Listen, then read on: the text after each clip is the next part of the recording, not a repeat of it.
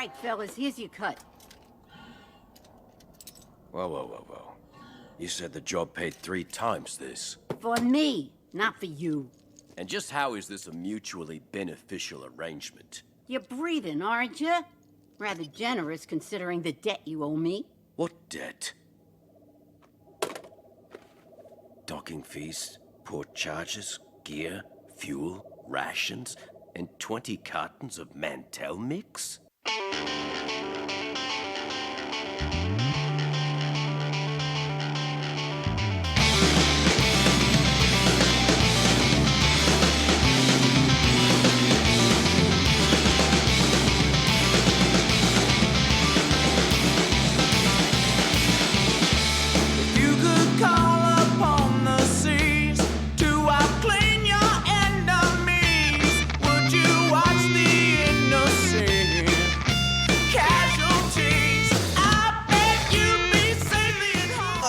Oh, must be Friday because we're back for another episode of Mandovision. Greetings, Bucketheads. Mevar Tigar. Welcome to the 63rd inhibitor chip removing episode of Mandovision. Nargai Tom. And thank you so much for checking out this small independent Star Wars podcast. Remember, the best way to reach out to us is via social media at Mando_Vision on Twitter and Instagram. You can email the show, mandovisiontom@gmail.com. Please be sure to like, subscribe, share this show with all the other Mandalorians in your covert.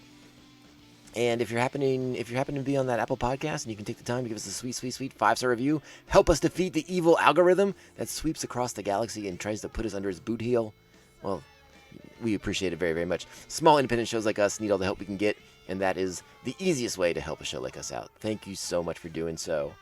So we got another episode of The Bad Batch in. It's Friday. We're here. We're crushing it. And this was quite an episode, quite a fun one.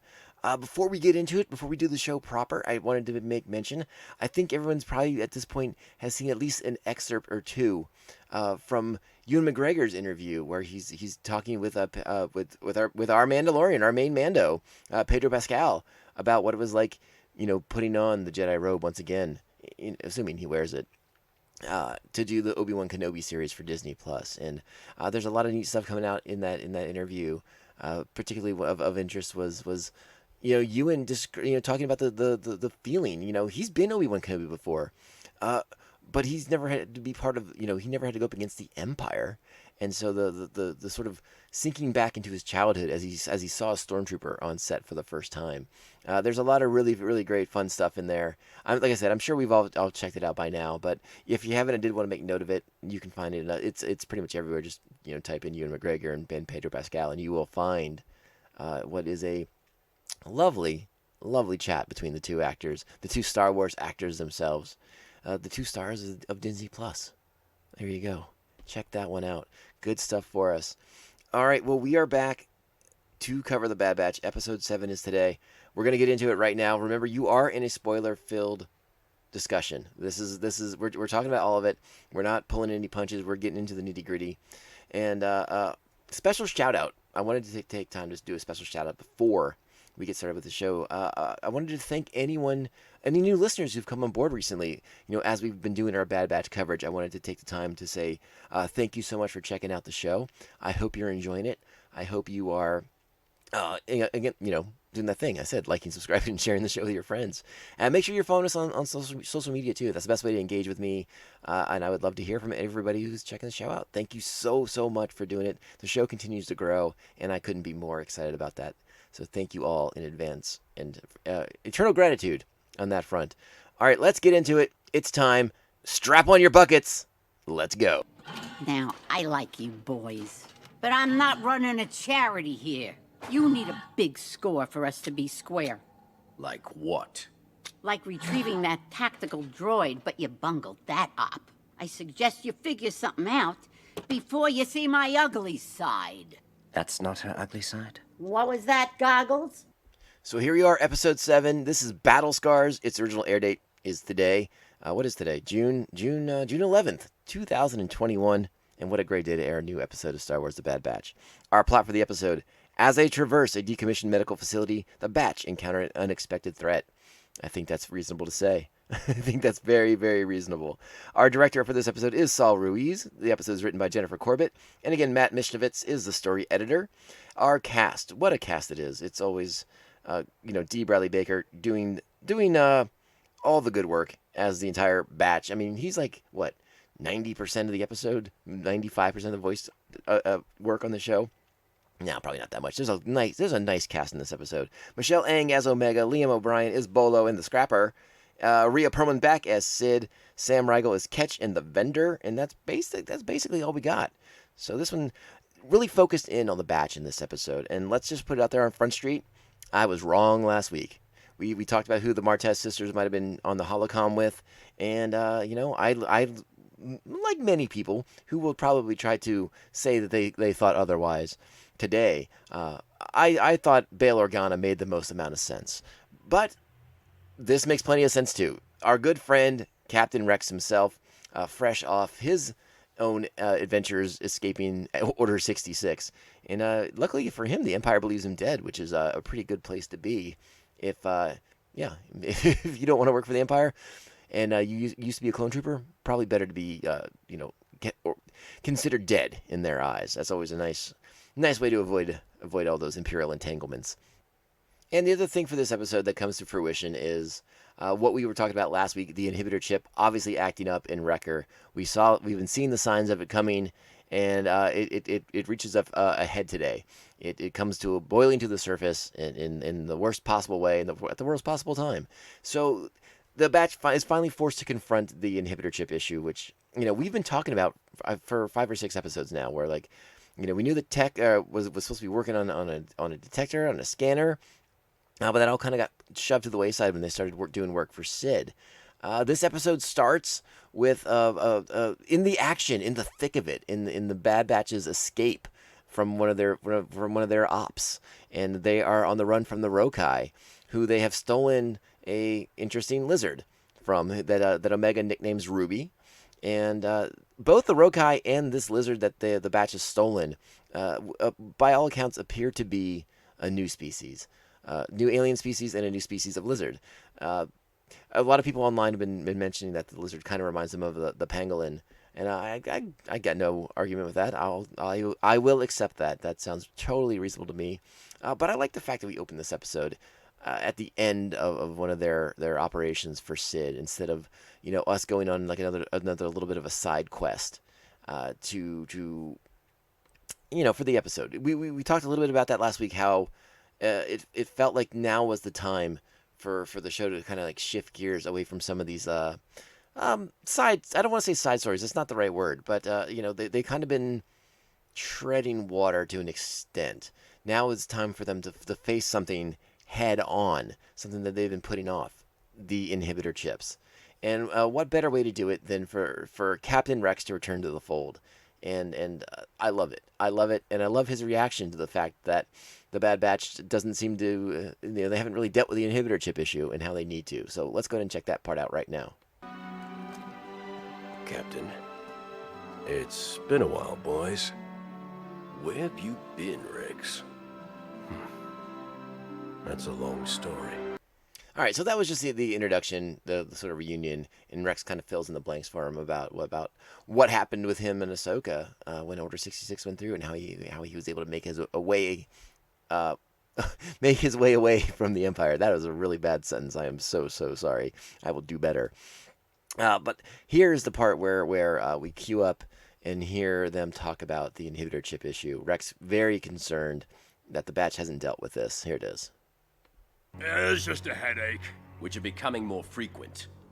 Is that so? I love how he gets his hand down by his blaster. If you're concerned about the so-called inhibitor chips, don't be. Our deviant nature appears to have impeded their functionality. Except in Crosshair. You're telling me you haven't removed your chips? No, not yet. He makes the move. Rex, those chips make you a threat to everyone around you. Even her. You're all ticking time bombs. Take it easy, Captain. What's in your head is more dangerous than you can imagine. I've seen what happens when the chip activates, and I don't want to bury any more of our brothers. Trust me, It is not something you can control. I couldn't. It's a risk you do not want to take. All right, so there we go. That's pretty good. We'll stop it right there. And this is what this is the impetus of the episode. This is the heart. This is what we're gonna do. They decide to go with Rex and deal head on with the chip issue. You know, Wrecker has been keeping a lot of this stuff to himself. He's just writing off his headaches. It doesn't sound like he informed them at all about the sort of muttering of the, good soldiers follow order lines that he had in the last week's show. What is really interesting about it, again, I love Rex's reaction because of what we saw with him in Star Wars The Clone Wars. And, I have sort of maintained that if you haven't watched Star Wars The Clone Wars and you're watching The Bad Batch, it's okay. Like, this is the kind of stuff that's going to give you more reason to go back and follow up with those shows so you can see, like, sort of the reference points. But, I mean, you get the idea here. You know that something happened. Obviously, Rex has dealt with his inhibitor chip. You can see the scar on the side of his head from it. And now it's time for the Batch to do the same thing. They've been putting it off for far too long. And it is time. Before we get into the next part of the episode, I did want to kind of backtrack a little bit because, while Hunter and Echo and Tech were having their meeting with Sid about all the crazy expenditures that they're incurring, and why they're not making a lot of money on their missions anymore because of those expenses, we see Wrecker and Omega off getting snacks together. Like, it's the end of mission tradition, if you will. I believe it's called the Mantex mix.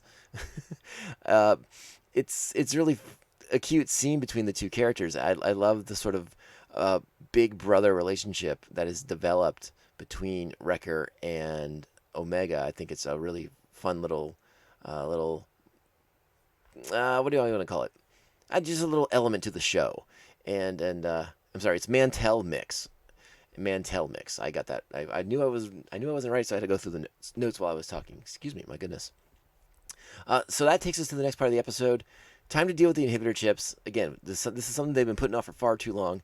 But what I really liked about this episode, you know me by now. You know how much I love it when Star Wars ties itself into other things, other Star Wars events, other Star Wars media in particular, specifically with this episode. I love that we go to Braca. I love it so much that we spend this episode on Braca, the starship graveyard, the graveyard planet for starships. Famously depicted in Star Wars Fallen Order. If you've played that video game, the game opens on Braca when you first assume the role of Cal Kestis, fugitive Jedi hiding amongst the scrap workers on Braca, taking apart all the ships from the Clone Wars, and that's when the Inquisitors show up and put you on the run, and there's a whole thing. It's so much fun to be back on that planet. If you played the video game, you remember the dizzying heights that game acclimated you to really quickly. You had to get used to doing all kinds of crazy maneuvers very, very quickly when you were on Braca, jumping from Durasteel girder to Durasteel girder, and it was rather harrowing. I'm not the video game aficionado that I used to be, so mastering those moves took a little time, but it was so much fun, and I loved that you were just running around like the wreckage of these star cruisers from the Clone Wars. It was awesome. So going back to Braca is very, very cool. And I love that connection. I love tying that to another piece of Star Wars media and making it more of a thing. And you have to want it. It would have been kind of cool to see them kind of blending in with the workers, and trying to get off and do their thing. But obviously, the workers are, maybe more dedicated to one or two pieces of scrap at a time, as opposed to, just being everywhere all at once. But the area is being patrolled by the Scrappers Guild. They're keeping an eye out for intruders and people there that are trying to scavenge and make money off of their wreckage. So the Batch is on Braca, and they have to make their way back to a Republic ship so they can get to the Republic medical unit within it. That's how Rex got his chip outs. That's what he knows how to do, so he can help the Batch remove their chips. Along the way, as they're journeying from where they landed to the correct ship that they need, that is when we spy the Scrappers Guild that is patrolling the area looking for intruders.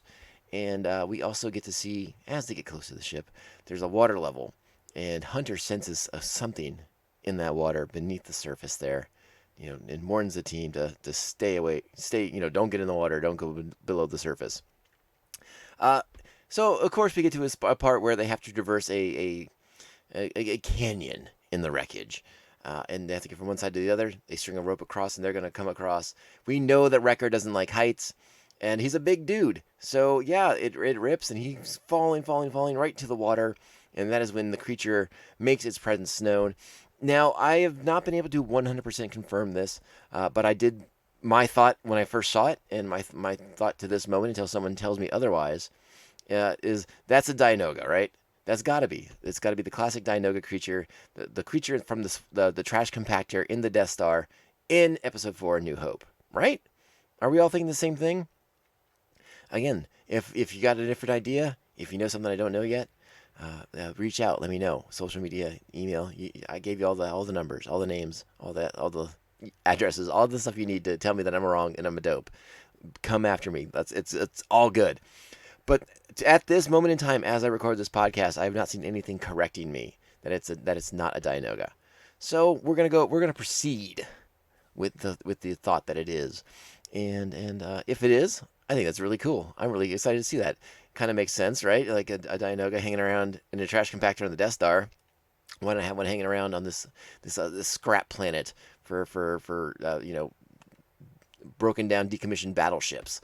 Why not? That sounds pretty cool, right? Hanging around in the wreckagey, swampy, metal-filled waters. It's got to be reminiscent of the Death Star, right? Right. Well, eventually, our team gets aboard. They rescue Wrecker. They pull him up. They get him out of danger. And it's time to get to the medical bay. And it's time for the procedure to begin. And that's when things get a little interesting. Let's check it out. Here we go.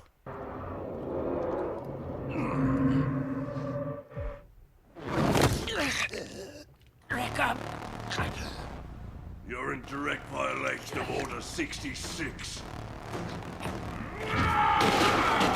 Tosses Tech right into the wall.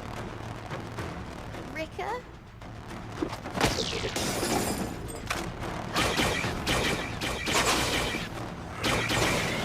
Destroy the equipment if we don't get him out of here. You're all traitors! Draw him out.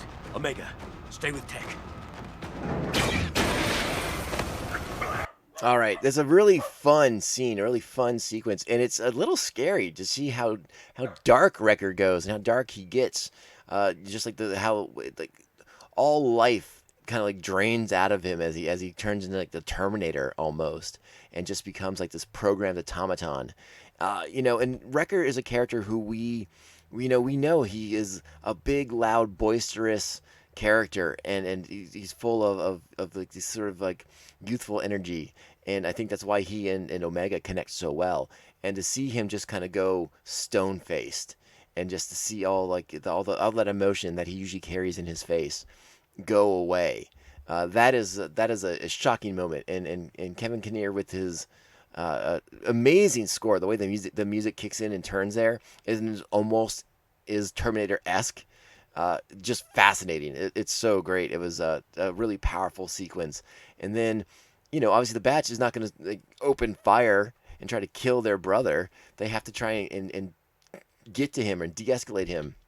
And another terrifying moment of the sequence is when Wrecker is about to, looks like he's about to shoot Omega, and she's trying to reach him, and it's not happening. And it's not until Rex is able to get the drop on him and just hit him with the stun blast to put him down and to make it so that they can get that chip out of there, because they can't afford for him to wake up again and hope that he goes back to being Wrecker. No. It's too late. The chip has to go. And it's a tense scene as well with after the procedure's done and they have to wait for him to regain consciousness to even know if it works. And Omega, who had just been her life had just been threatened by Wrecker, but Wrecker is basically her best friend and her big brother. She just pulls up a chair, stays by his side, and holds his hand. It's a really sweet, really touching moment between these characters who we have seen the developing relationship over these last few episodes in particular. In the earlier episodes, it was a lot with Omega and Hunter. Now we've kind of gotten to see the sibling-esque relationship between Wrecker and Omega, and I love it. I think it's one of the emotional high points of the show, and to see her just again pull that chair up and sit there and wait for her brother to awaken and to make sure that he's okay. So awesome, so awesome. And then once Wrecker does come to and he's himself, the rest of the batch goes and gets the procedure done, and Wrecker, again, knowing full well what he did, I love the scene where he apologizes to Omega for pointing the gun at her and everything like that. It's really, really powerful stuff. Really, really well done. This episode hits on so many awesome, awesome levels, and that's kind of how we wrap up the episode. Rex is going to go off. They've all gotten the procedure. Everyone's A-OK. The inhibitor chips are now dealt with, and so Rex is going to go on his way. They're saying he and Hunter are saying their goodbyes to each other, letting them know they can reach out whenever they want. He makes an offer to Hunter too to bring the batch over, and they could, they would be working together again, and in the name of the Republic again, like they used to. But Hunter's not sure about that. Hunter has some processing to do, and I think it's a really interesting sequence. I think I'm going to cue that up for you right now. Hang on. I spent my life defending the Republic. Can't stop now. The Republic's gone, Rex. Not all of it. We're here. Others are out there too. Your squad's skills would be a tremendous asset. And here's when Hunter's gonna break the bad news. Things aren't like before. Priorities have shifted. So I've noticed. Omega needs us. And I have to do what's best for my squad. Which is what? I'm still figuring that out. But Rex is okay with that. He understands. He knows there's a situation here, but he knows the batch is a bunch of good people. So hey, maybe they'll help him out down the road. I like how they kind of set some stuff up for down the road. Really nice. Let's finish out the conversation here. I guess we all are. When you sort things out, let me know where you land. Tell the boys I'll see them around. Stay out of trouble. Funny. I was gonna say the same to you. Well, take care, Trooper. Captain, if you're ever in a bind, you know how to reach us. And that is when the Scrappers Guild finds them and is about to report them to the Empire. So that's going to put us back in direct conflict, I would assume, with Crosshair, who we've not seen in several episodes now. So it'll be fun to get back into that part of the storyline too, because I would imagine at this point, now that Tech knows what to do, how to get the chip out of their head, that there's going to be a desire on the squad's behalf, on their part, to rescue Crosshair and to remove this chip from his head and see, give him the ability to make the free choice, exert free will. And is he going to follow the Empire, or is he going to go with the batch, go with the squad, go with his brothers? We got the hints that he misses them when he was in their quarters. He looked around and he was very isolated, very alone still. But good soldiers follow orders. Like, he is in the throes of that. But, going back to the first episode, how much of that is the inhibitor chip and how much of it is, Crosshair and wanting to be the one who, follows orders and executes the plans and achieves mission goals. It'll be interesting to see if Crosshair, once the chip is removed, if he does indeed join the batch or if he stays in the service of the Empire. That is something to look forward to. And I can't wait to see where we pick up next week. We're almost to I guess we're basically to the back half of the season at this point. I mean, we're almost to next week's the halfway point. It'll be episode 8 of 16. And I really think the show's starting to ramp up. The inhibitor chip issue's finally been dealt with, and now we can kind of just start rocking and rolling. And we also, going back to the beginning part of the episode too, the relationship, they're sort of, I don't know if partnership's the word I want to use, but the employment opportunity that they are currently exploring with Sid, I don't think is going to last much longer. They do not seem very stoked on it. It doesn't seem to be benefiting them in any way. And, I suspect that they will come into conflict with Sid and her objectives sooner rather than later at this point in the series. But we will see what happens there. It's gonna be a fun ride. That's all I know for sure. But yeah, that's it. That's episode 7. That is Battle Scars. I can't wait to see what's next. I really enjoyed this episode. I thought it was a lot of fun. A lot of action in this one. It's really action packed. The stuff with the Wrecker when he was, when the chip was activated and he was the Terminator basically. Just really intense action sequences. The way he's really just thrashing them around as they jump on him and try to get him to come to his senses. And again, looking down the barrel at Omega, just you get that in the heart. Get that right in the heart. That was good stuff. I loved this episode. Really strong performances all around. Once again, D. Bradley Baker just doing so much of the heavy lifting, but making it look so effortless. So effortless. What'd you all think? You know what to do. Reach out at Mando_Vision, Twitter and Instagram. Email the show, mandovisiontom@gmail.com. Give me your thoughts. Give me your feelings. Give me your predictions for what's coming next. Let's have a fun conversation about it. It's going to be a hoot. it's going to be, I think I'm showing my age with that comment. It's going to be a hoot. Well, all right. Let's get the heck out of here. But before we do that, let me remind you all, once again, we are on all your favorite podcasting platforms: Apple Podcasts, Spotify, Stitcher, iHeartRadio, Google Play, Pandora, Amazon, Audible, and so many more. And if there's something you want me to be on, let me know and I'll make sure we get on it. If you're listening on Apple Podcasts, the best and easiest way to help support the show is to give us a sweet 5-star review. They're awesome. They are so much fun in helping defeat the evil tyranny of the algorithm, and it means the world to me if you take the time to do that. Thank you so much in advance. Like I said at the beginning of the show, whether you've been listening to Mandovision from day one or you're a new listener to listen for the Bad Batch coverage, I thank you for sticking with me. I thank you for checking it out for the first time.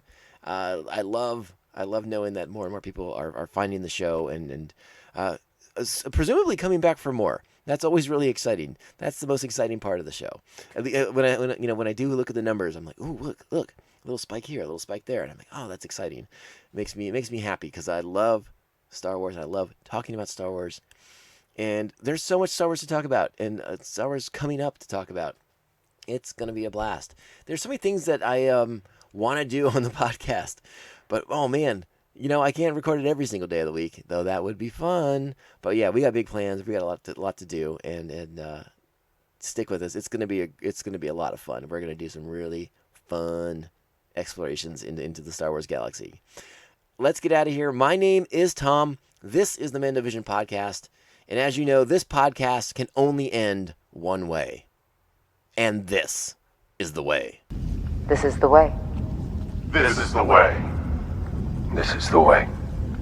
Bounty hunting is a complicated profession.